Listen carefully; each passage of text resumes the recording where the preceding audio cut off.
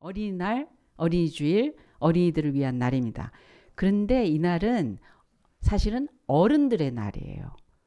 왜냐하면 어른들이 더 그 책임과 그 아이들을 향한 마음을 더 깊이 새겨보는 날이기 때문에 그렇습니다. 오늘은 더 특별히 어떻게 해줄까? 뭐 해줄까? 뭐 먹을래? 어디 갈래? 이런 걸 더 신경 쓰잖아요. 왜냐하면 아이들한테 기쁨을 주고 행복을 느끼게 하고 의미 있는 그런 날로 만들어주기 위해서 어른의 날이기도 합니다. 사실 부모님들 입장에서 우리 자녀들만큼 귀한 존재가 어디 있으며 평생 신경 써야 될 그 이유가 뭐 열심히 애쓰고 수고하고 노력하고 땀 흘리고 고생하고 그러면서도 아깝지 않은 이유가 자녀들 때문이 아니겠습니까? 잘 기르고 싶은 거. 정말 너희들 잘 된다면, 너희들을 위한 거라면 그런 마음으로. 그래서 엄마 아빠가 귀한 거죠. 아이들한테는 정말 절대적인 존재죠. 그런데 잘 기른다는 게 왕도가 없는 것 같아요. 그 많은 연구와 그 많은 교육 프로그램과 강의와 세미나와 간증까지 아이들을 위한 정말 축복받고 잘 길러내는 그런 이야기가 수두룩한데 사실 그게 100%짜리도 없고 꼭 나한테 100% 적용된다라는 같은 뱃속에서 나온 아이인데도 얘 다르고 꼭 같지 않더라고요. 우리 집만 하더라도 달라요. 저는 아침에 딱 눈을 뜨면 뜸들이는 시간이 굉장히 중요했어요. 그렇지 않은 사람도 있겠지만 저는 이렇게 어렴풋이 의식이 깨어나면서부터 이런 거 저런 거 들리고 느끼고 그리고 그 따뜻한 그 순간이 너무너무 중요하고 누리고 싶은 시간이었어요. 그런데 그거와 정반대 성향을 가진 우리 엄마. 의식이 깨자마자 몸이 활발하신 우리 엄마. 딱 일어나시자마자 마당을 착착 쓸어요. 집 앞 안팎 그 앞에 있는 남의 턱까지 그 빗자루 소리에 사실 귀가 열리죠. 그래서 아침이구나. 깨야겠구나. 그러면서 제 마음은 두근두근 합니다. 왜냐하면 그 즐겁고 나한테 소중한 시간이 깨지는 시간이거든요. 왜? 일어나라! 일어나! 막 그러시잖아요. 왜냐하면 늦을까봐. 늦장 부리면서 학교 늦을까봐. 밥은커녕 막 서둘러서 가야 되잖아요. 그렇게 편하게 자기가 알아서 척척척척 하지 않으니까. 그리고 한 명이 아니잖아요. 도시락 싸서 다 책가방에다 넣어야 되고 막 옷도 챙겨줘야 되고 그러니까 할 일이 너무 많으시니까 서두르시는 거예요. 일어나 막 그러시는 거예요. 어서. 저만의 시간으로는 너무 그 평화가 깨지는 순간이에요. 그러면서 안 일어나죠. 그러면 벌컥 열고 9시래요. 우리는 거짓말부터 시작하시더라고 우리 엄마. 9시래. 아니 학교가 9시 시작인데 9시야 일어나. 늦었어. 아니 6시 조금 넘었는데. 그러고 나서 그래도 뜸들인다고 뭉기적거리면 이제 직접 들어오셔서 제 이불을 걷으셔서 제 몸 위에다 계시는 거예요. 이렇게 접고 이제 정신 차리라고.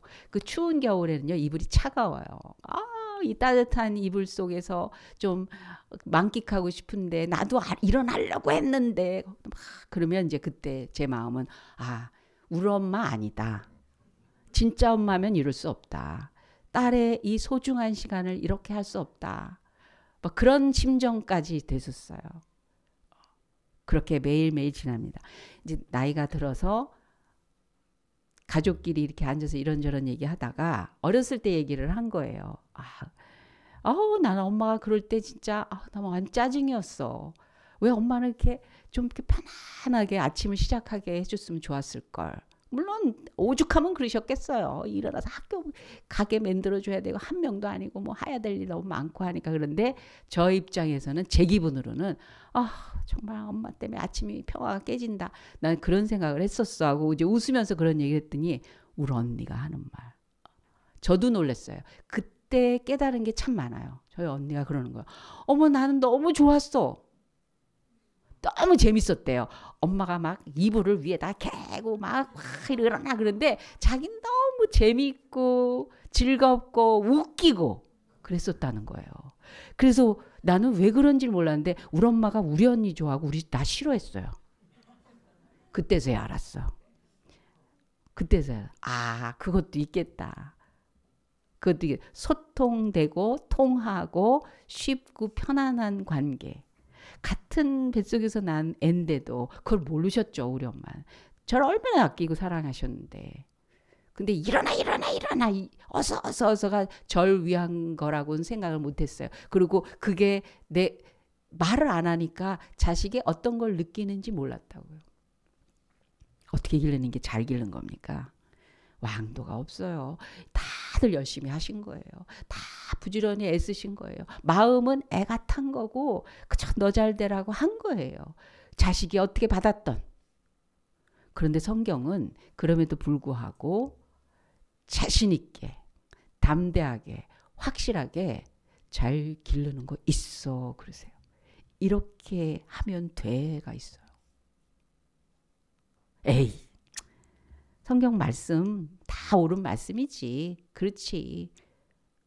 우리가 그렇게 치부할 일이 아니에요. 성경 말씀은 진리이기 때문에. 예수님을 믿으면 누구든지 모두가 동일하게 영생을 얻는다고 하는 걸 고르시지 않고 왜곡되게 해석할 필요가 없고 정말 모두에게거든요. 진리는 모두에게 진리거든요. 하나님의 말씀에 있는 내용이에요. 하나님이 자녀를 얼마나 귀하게 여기시는 건 우리는 알죠. 오죽하면 우리가 그 사랑 앞에 무릎 꿇고 엎드리고 모든 무장했던 걸 해제하고 완악했던 거를 녹여주시고 그리고 자아를 포기하게 하시나요? 그 사랑이 자식을 얼마나 귀한 자식인데 그 독생자를 나 때문에 포기하셨다니까. 그렇다면 저희 할 말 없습니다. 그렇다면 항복하겠습니다. 그렇다면 제 잘못이군요. 제가 문제였군요. 제가 어떻게 할 수 없다라는 그 마지막 그 순간에까지도 하나님이 책임져 주시는 거군요.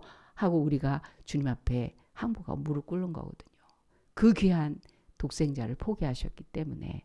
그러면서 그 자녀의 권세를 우리한테 오히려 위임해 주시기까지 하시는 거거든요. 그 사랑을 우리에게 주시잖아요. 그 진리가 우리에게 오늘 자녀에 대한 이야기를 하십니다. 오늘 오벳 에돔에 대한 얘기 우린 잘 알아요. 법궤를 3개월 동안 맡으면서 그 집안이 완전히 축복의 가문이 됐다라는 내용입니다. 그런데 그것보다 오늘은 어디에다 초점을 맞추려고 하냐면 오벳 에돔의 자손의 자손 62명의 이름이 나와요. 근데 62명이 너무 잘 됐다는 거야. 너무 잘 됐다는 거야. 왜 한 명이라도 있을 수 있잖아요. 그 이름을 다 누가 누굴 낳고 자손의 이름을 쫙 다 얘기를 해요. 그런데 그 자손 하나가 얼만큼 잘 됐는가를 다 이야기합니다. 다윗이 62명을 다 흡수를 해요. 오벳에돔은 자기 자녀들에게 하나님이 축복하는 길을 쫙 열어주는. 그래서 어떻게 길렀길래 우리 그걸 보자는 거예요. 사실 어떻게 길렀다는 얘기는 없어요. 오벳 에돔에 대한 얘기를 먼저 이 시대적 배경을 우리가 살짝 살펴보면 사무엘 엘리 제사장 그 얘기 알잖아요. 엘리 제사장이 비누와 홈니아스라는 아들이 있는데 제사장의 아들은 제사장입니다. 그렇게 하나님이 이어가도록 법을 만들어 주셨어요. 근데 이 홈니와 비누아스가 너무 엉망진창 정말 더럽고 추하고 그런 비리가 있는 그런 제사장이야. 하나님이 너무 싫어하셨어요. 너무 가슴 아팠어요. 왜냐하면 그걸로 인하여 그 영적 상태가 이스라엘 사람들한테 오염되는 거를 하나님 보셨기 때문에 너무 싫어하는 거죠. 아니 주의 종이 타락했는데 무슨 영적 축복을 누가 그 은혜를 받아가겠어요. 블레셋이 계속 쳐들어옵니다. 계속 져요. 그랬더니 결론을 내렸어요. 우리가 법궤를 가지고 나가자. 법궤는 항상 우리 조상 때부터 승리를 약속하셨다. 요단강을 걸을 때도 법궤를 가지고 건너라. 그냥 건너도 빠져 죽을까 봐 헤엄쳐야 되는데 그 무거운 법궤를 메고 가라고 하니 사람의 방법으로 건너는 게 아니에요. 근데 법궤를 가지고 메고 제사장이 앞서 건너자 요단강이 그 앞에서 착착착 갈라졌는 얘기가 나오고 여리고 함락 때도 법궤를 가지고 도르라고 그랬어요. 여리고가 가루가 돼버렸어요. 수많은 사건을 알아요. 그래서 우리가 법궤를 가지고 나갑시다. 그래서 홈니와 비나스가 법궤를 가지고 나갑니다. 그런데 블레셋이 그걸 딱 보고 너무 놀라는 거예요. 왜? 저들이 법궤를 가지고 나오면 무슨 일이 벌어졌는지 이들도 학습이 되어 있어. 어머 그동안에는 법궤가 없었는데 저들이 법궤를 가지고 나왔으니 어떻게 하면 좋아? 그러면 포기하거나 돌아가거나 도망을 가거나 그래야 되잖아요. 그동안에 학습이 돼 있으니까. 근데 오히려 블레셋에서 어떤 이야기가 나오냐면 우리 큰일 났도다. 저들이 법궤를 가지고 나오니 우리에게 어떤 화가 있을지 모르겠노라. 그러니 대장부처럼 힘을 내서 싸우자. 이렇게 나와요. 갑자기. 그리고 져요. 심지어는 법궤까지 빼앗겨요. 이스라엘이 지고 법궤까지 빼앗겨요. 이스라엘은 이제 하나님한테 버림받았습니다. 하나님이 이스라엘에 대해서 아무런 일과 능력을 보여주시지 않는 저주받은 백성으로 전락해 버렸다는 거예요. 법궤 가지고 나왔는데 졌으면. 아니 그동안 기도하면 응답해 주시고 하나님 앞에 내가 정말 자신 있게 주님은 능력자시고 나를 사랑하시고 도우십니다. 간증도 했고 나 여러 가지 했는데 왜 갑자기 다 망했어. 왜 이렇게 큰일 났어. 왜 안 되지? 왜 이렇지? 블레셋은 승리의 승리. 이야 법궤까지 빼앗아 갖고 오니까 이제 저들의 하나님을 우리가 이겼다. 저들의 하나님이 형편없는 보잘것없는 분이라는 거를 증명받았어요. 하나님 좋아하시네. 야 교회 다니는 동안에 하나님 믿는다고 하는 그거 그 짓 하는 거보다 열심히 살아봐. 차라리 돈이나 열심히 벌고 세상에서 일이나 좀 더 부지런히 좀 해봐라. 교회 다닌다고 이런 꼴이 돼버린 거예요. 이스라엘은 침체에 빠졌습니다. 엘리 제사장 홈니와 비나스는 그 전쟁에서 죽어요. 사라져버려요. 끝나버려요.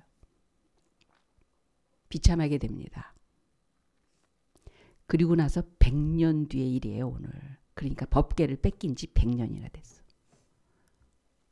성경을 쓱쓱쓱쓱 읽어가니까 사건 하지만 그동안의 사건을 그 일들을 그 속에서 살았던 사람들을 보세요.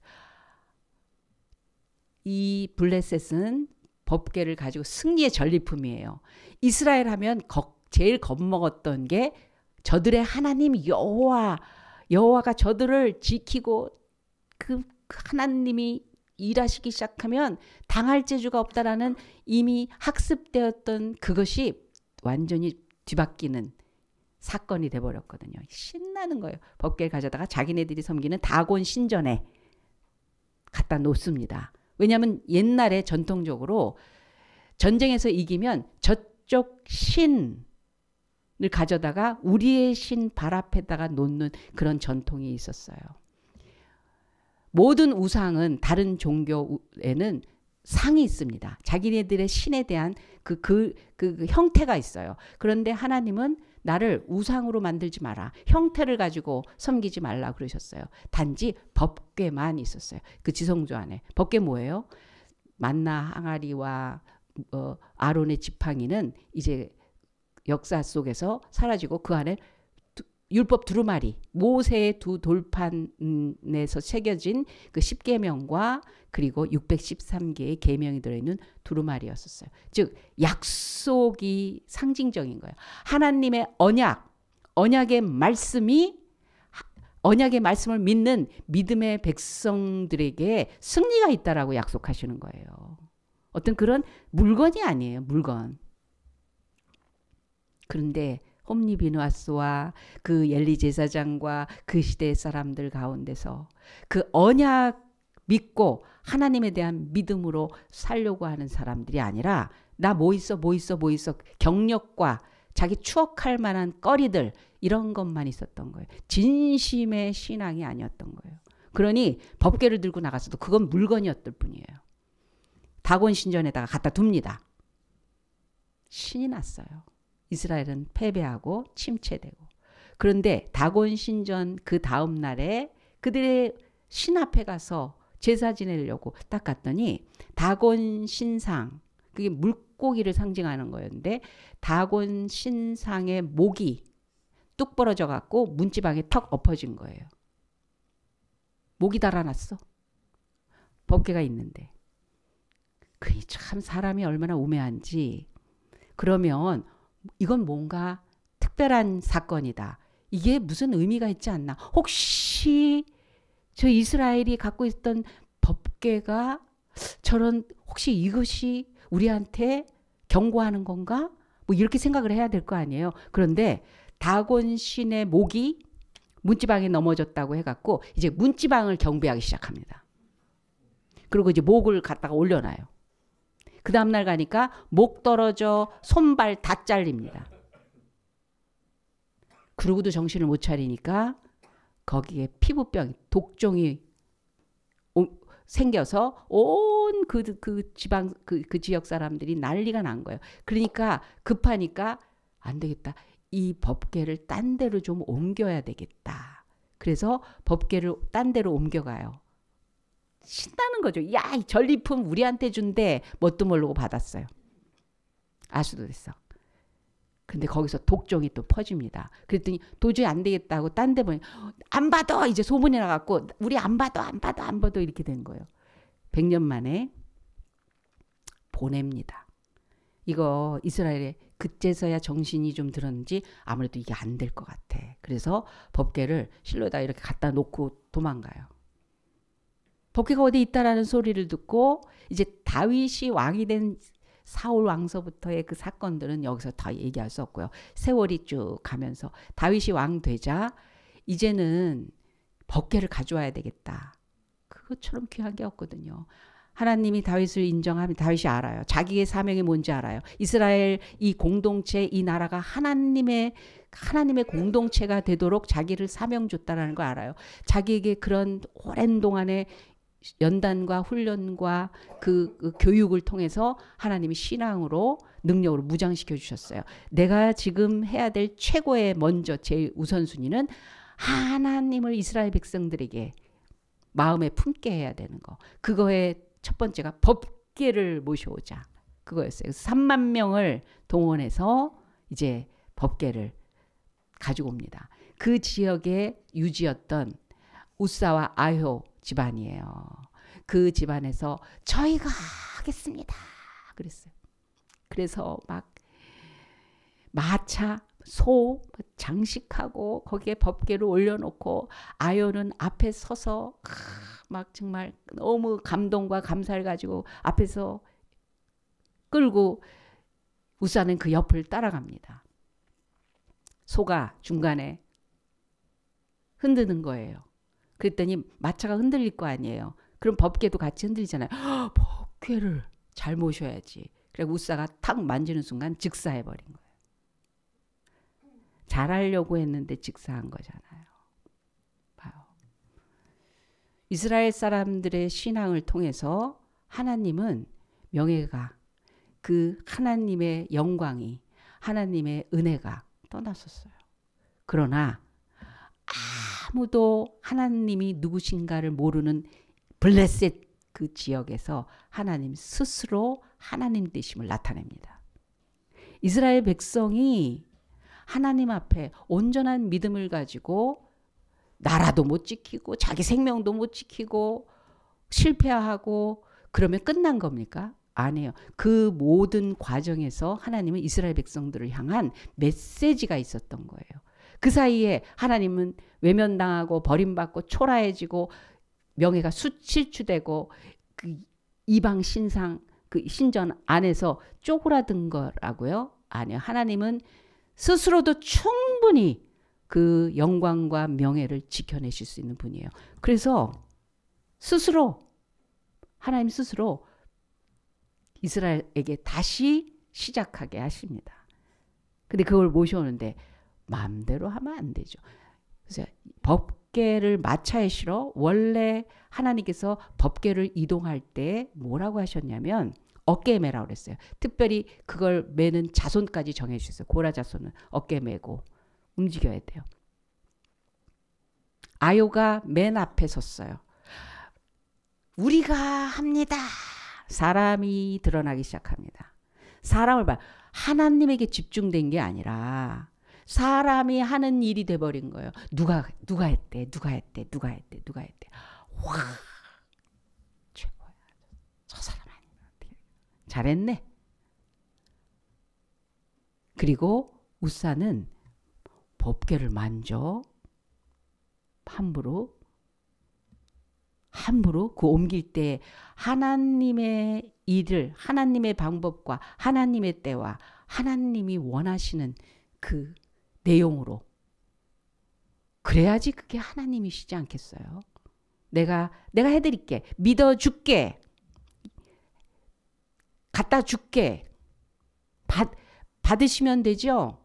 내가 열심히 했어요. 가인이 안 한 게 아니에요. 가인도 했어요. 근데 해준 거야.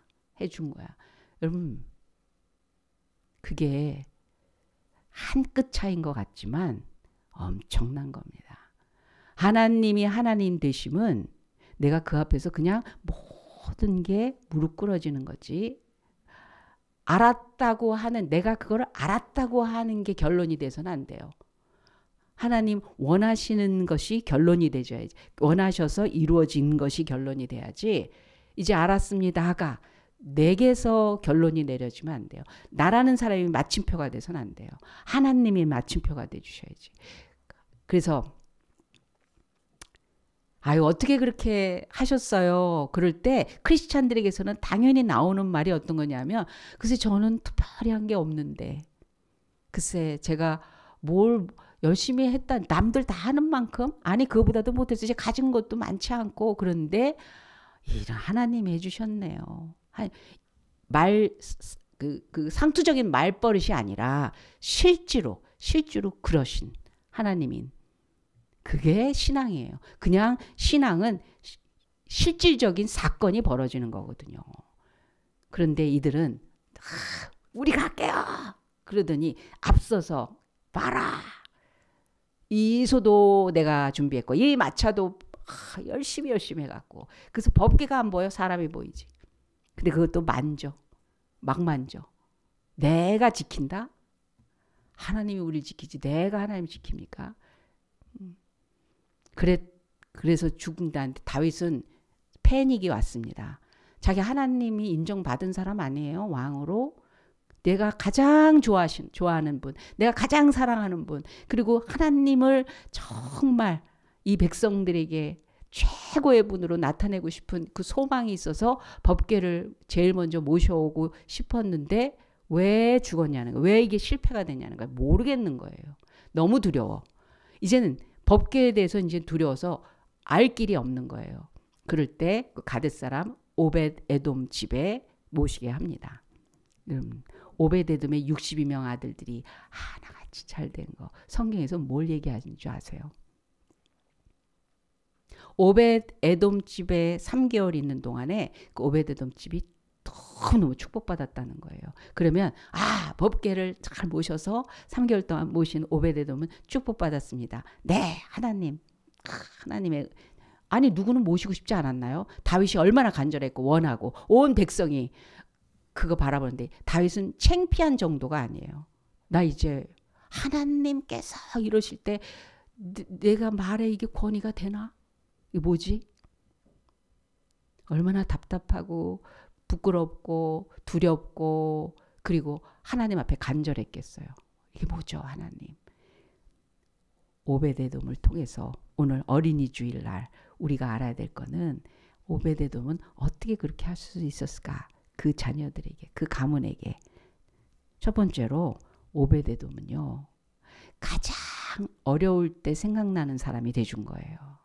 하나님이 가장 어렵다고 하는 일에 생각나게 하는 사람이었어요. 교회가 가장 어려울 때 생각나는 사람, 나라가 가장 어려울 때 생각나는 사람. 그 사람이 삶에서 그거는 고1이 어려운 거 고1을 하겠습니다 수준이 아닌 거예요. 평소에 삶 가운데 그게 항상 자연스럽게 삶으로 나타내주는 부분이었던 거예요. 눈에 보이는 일이 아니에요. 누가 알아주는 일이 아니에요. 그러나 그 일에는 언제든지 오베데돔은 그 자리에 있어. 가드 사람이면 골리앗 그 지방 사람이에요. 이스라엘과 대립할 수 있는 그런 지방 사람일 수 있는 사람이에요. 이스라엘 사람이 아니에요. 그럼에도 불구하고 그는 하나님 앞에 기억되는 사람이었어요. 남들이 다 무서워 싫어. 어떻게 나도 몰라. 그러는데 저한테라도 맡겨주시면 저는 모르겠지만 저는 부족하지만 제 힘으로는 감당할 수 있다 없다 얘기하지만 그래도 저를 불러주셨는데 그럼 저라도 힘써 하겠습니다. 전에 어려운 분들 돕자고 우리가 그날 예배 후에 다 같이 모여가지고 쫙 파견되는 날이었어요. 그래서 부서, 셀, 그때는 셀이라는 단어는 아니었지만 모임 있잖아요.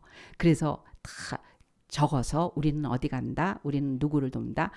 거기 청소해달라고 그랬어. 거기는 도배해달라고 그랬어. 거기는 뭐 해달라고 그랬어. 막 이러면서 다 맡아서 그런 걸 가는 날이었어요.